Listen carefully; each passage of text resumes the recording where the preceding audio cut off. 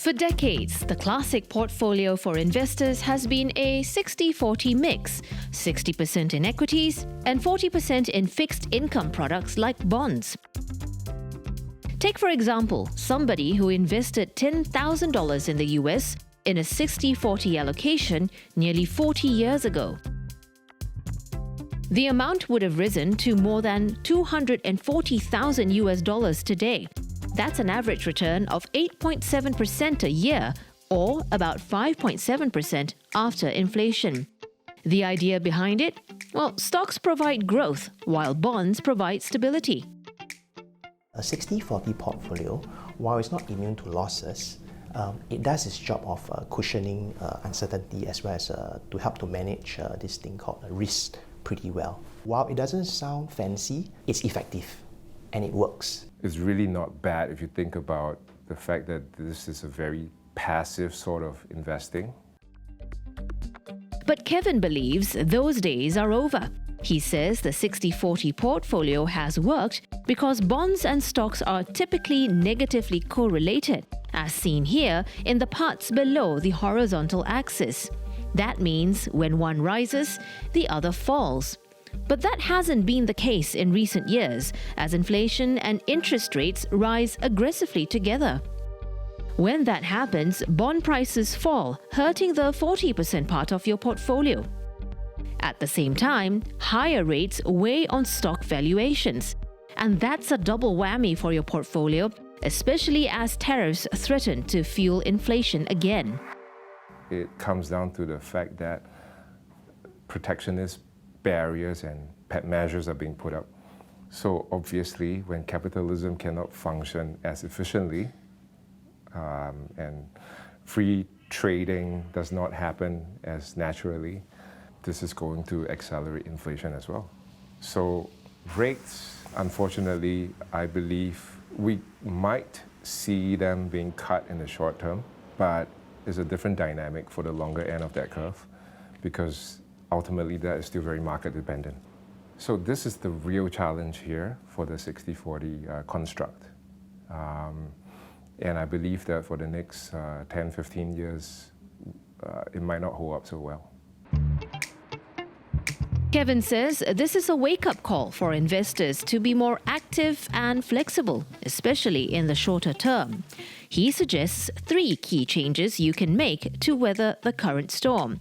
First, shrinking your equity allocation to as little as 5%.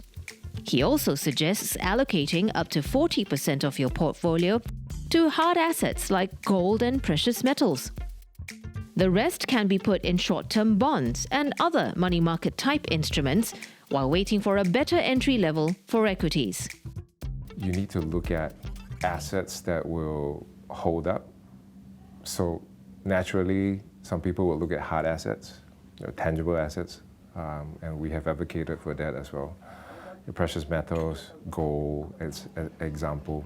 So I think it's even more important to stay nimble and not just passively invested because I really see a lot of headwinds for that.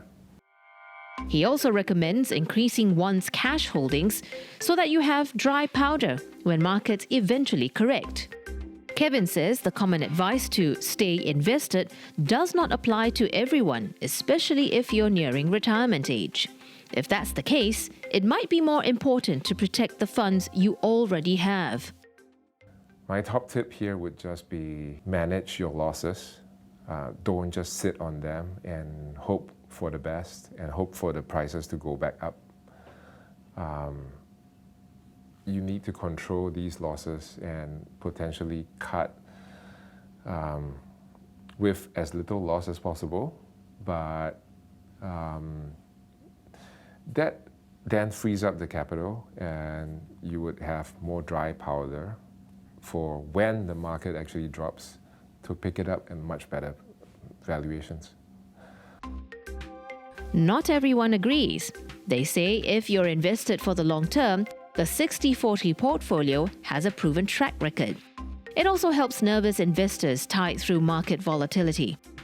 But they do suggest some reallocation ensuring you're globally diversified to balance out volatility. View, right? You can be talking about US. I do put my monies into the three main regions right now, US, China, as well as Asia. So that's what I do for my own portfolio, right? Reason for that is because these are your engines in the global economy, right? So if you're talking about the engines breaking down, I think the probability for that, not impossible, but I think it's low.